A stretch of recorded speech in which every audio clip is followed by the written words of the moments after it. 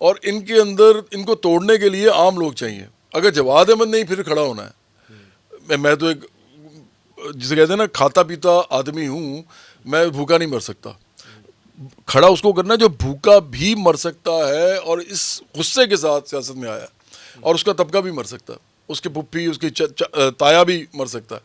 یا بھوکے مرنے کا مطلب یہ بھی ہوتا ہے کہ نہ اس کو ایجوکیشن مل سکتی بچوں کو اچھی, نہ اچھا علاج مل سکتا ہے, نہ اچھا ان کو کوئی گھر کے اندر کوئی ایسی چیزیں ہیں. ایون یہاں تک کہ پاکستان میں اس وقت 70% سے زیادہ آبادی ایسی ہے جو اے سی کا سوچ ہی نہیں سکتی, اے سی نہیں لگا سکتے وہ. تو یہ وہ والا ملک ہے. ہم تو بیٹھے ہوئے نا اے سی میں, تو وہ تو نہیں بیٹھے ہوئے. تو ان لوگوں کو لے کے آنا ہے, اور وہ لوگ جب لڑیں گے اپنے انٹرسٹ کے اوپر تو ان سے بہتر لڑ کوئی نہیں سکے گا. میں نہیں لڑ سکوں گا. جواد بھائی یہ آئیڈیلسٹ سوچ ہے نا آپ کی. اگر زہران ممدانی کے ہم دیکھ لیں, ایک ظاہر ہے وہ پوری دنیا میں وہ دیکھا گیا کہ ایک عام آدمی بن سکتا ہے, لیکن وہ اتنا عام آدمی نہیں ہے. وہ ڈیموکریٹک پارٹی کا نامنی ہے نا. پیرنٹس کو بھی اگر آپ دیکھیں تو وہ ٹھیک ٹھاک, اس کی دونوں پیرنٹس کا بھی فرق نہیں پڑتا. آپ کہہ رہے ہیں کہ جو بھوکا مار سکتا ہے, وہ کہیں ہمیں ایسا کچھ نظر ہی نہیں آیا پاکستان جیسے کسی ملک میں کہ وہ بندہ آگے آ سکے. اگر انڈیا میں مثال دی جاتی ہے وہ عام آدمی پارٹی کی, تو وہاں بھی وہ ایک بیوروکریٹ آپ کو نظر آئے گا. اتنی غربت والا بندہ نہیں اٹھ سکتا.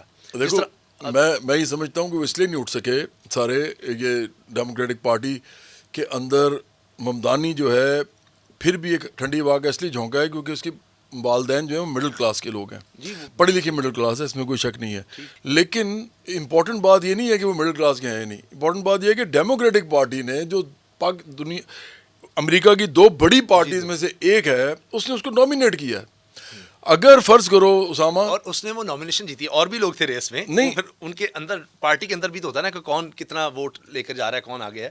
تو اس کی پارٹی کے اندر بھی اس نے پرفارم کر کے یا لوگوں کی رائے اپنے ساتھ ملا کر پھر وہ اس پارٹی کی طرف سے آ گیا. ورنہ ود ان پارٹی بھی تو چوائسیز ہوتی ہیں. میرا اپنا یہ خیال ہے کہ جس طرح ٹرمپ جو ہے ریپبلکن پارٹی میں بھی شروع میں کئی امیدوار سامنے آتے ہیں, ریپبلکن صرف یہ 3-4 ہیں, پھر آہستہ آہستہ وہ مائنس ہوتے چلے جاتے ہیں. جو سب سے پاپولر رہے گا, سب سے زیادہ جو اس پارٹی میں ووٹ لے گا, وہ اس کی طرف سے آ جاتا ہے. ان کے یہاں یہ ہے. ہمارے یہاں تو بالکل ایسا کچھ کانسیپٹ ہی نہیں ہے کہ مختلف کوئی بندے آ سکتے ہیں. پارٹی ساری پارٹی ایک ہی بندے کو آگے کر دیتی ہے.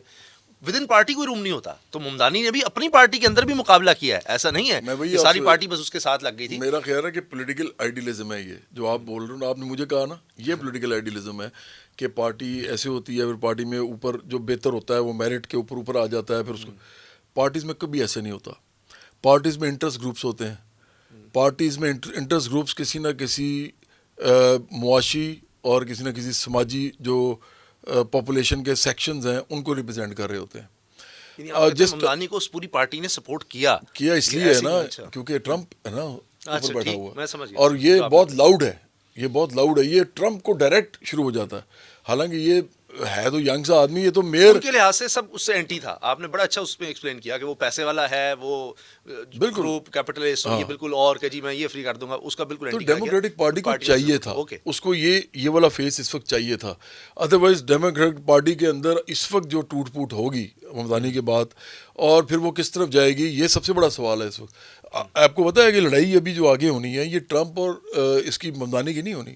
یہ میں آپ کو آج مشن کو ہی کر کے جا رہا ہوں. یہ لڑائی ہونی ہے ڈیموکریٹک پارٹی کے اندر جو رائٹ ونگ ہے اس کی ممدانی کے لیفٹ ونگ کے ساتھ. کیونکہ یہ چاہے گا کہ میں آپ کو مثال دیتا ہوں. جب پہلی دفعہ برنی سینڈرز الیکشن پرائمری کے ہارا, پہلی دفعہ یہ ہارا تھا اس سے ہیلری کلنٹن سے.